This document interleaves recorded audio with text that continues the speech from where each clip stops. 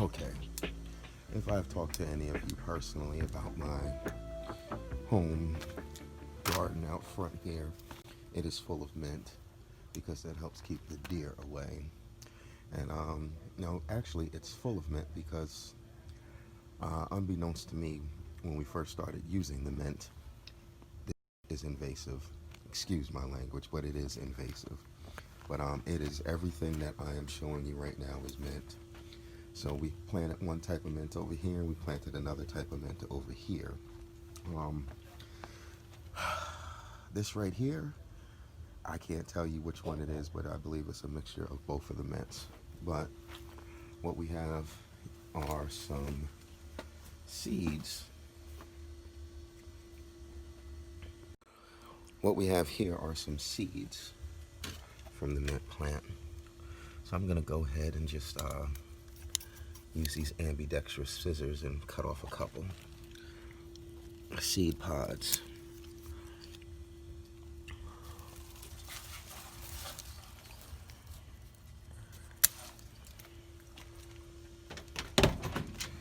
And now that I have those seed pods cut off, I can show you that in here I have some ginger. I cut off the rotten piece. I'm gonna try to plant this too. I'm gonna plant this over here on the other side, but this is some good ginger. We have some scallion bottoms, and I also have a celery heart, and combine that with these mint seeds, and we should have a nice little full garden in here. Yeah, I don't know how well that came out, so let me give you a better view of those scallion bottoms, that celery heart, and the ginger is actually already starting to take root. This is actually old ginger, kind of got neglected, and we ended up buying new ginger, and that made it sit and get neglected even further. And oh, the lights just went out. So yeah, let's get this planted. Never done this with the celery before, however, unfortunately there's dirt on here. What I did do was scrape the knife across the bottom to get to the white meat, for the lack of a better term. Hopefully this will be able to take root.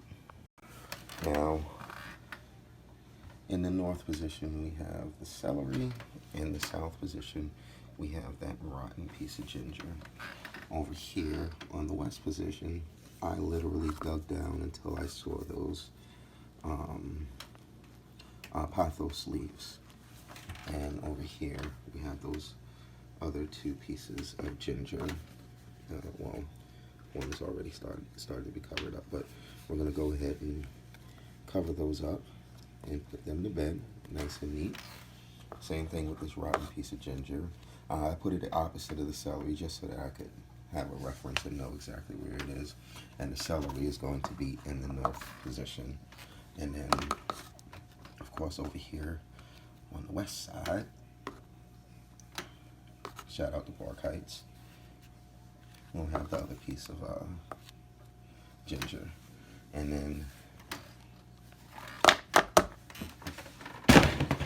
we are done with our equipment because these seeds here are just simply going to be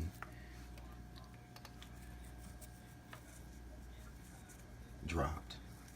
These aren't going to be planted. As wild as this stuff has been growing in the garden, I doubt very much that there's going to be any issue with these not being buried, as long as there's some constant water coming.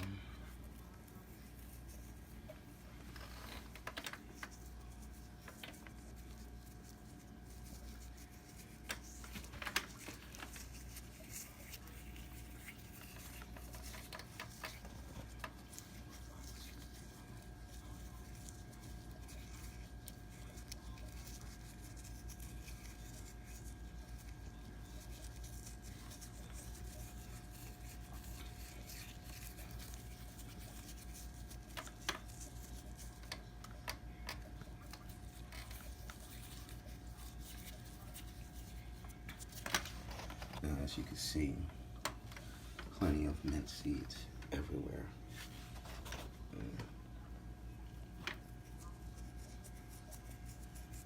planting mint seeds everywhere. And oh my God, it smells so good. Now the question is, where are we gonna put this so that we can make sure we get some optimal sunlight? Because the old position has been taken up by the better kingdom. But we will figure something out. Well, all right, folks, I think I've got it figured out.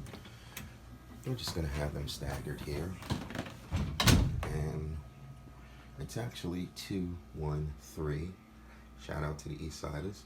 But 2, 1, 3, as far as our experiments are concerned, there is pot 2, there is pot 1, and there is pot 3. Of course, with the celery in the north position, so the rotten ginger would be in the south position, the big one in the west, and the 2 smaller ones to the east. And if you look good and close, you'll see that there's plenty of mint seeds everywhere. And all those pothos leaves that were trimmed from Audrey 2 are actually creating a layer between that dead earth that was in there and that new Miracle Grow potting soil, which is also at the bottom of plants 1 and 2.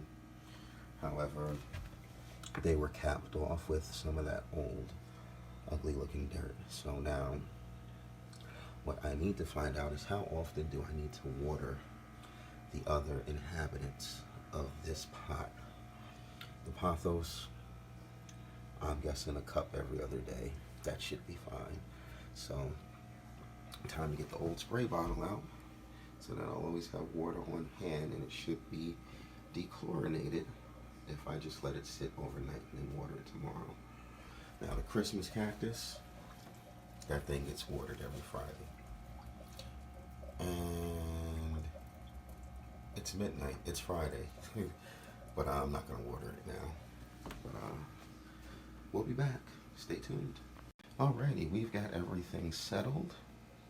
And it is after midnight, as you can tell, because the light on the tank is off. That's when the timer sets it off. But we've got experiment number 2, experiment number 1, and experiment number 3. And as you can see, they've all been watered. And the only challenge now is going to be making sure that this front door gets opened somewhere around sunrise, because these vegetables are going to need some sunlight. I don't have a grow light, and that light that's on the tank, while it might be full spectrum, I don't know, it's an LED, who knows with these LEDs, but it's only covering the fish tank, you know. And after it gets filtered through that glass pane, hey baby boy, shouldn't you be asleep? After it gets filtered through that glass pane and through all that water, I doubt it's going to do anything for these vegetables right here. So from sunrise up until noon, because the front of the house faces east, we should be able to get some good natural sunlight up in here. So again, November 13th. Well, technically November 12th, but it's after midnight, so November 13th. This is the beginning of the winter garden journey. Let's see how we fare.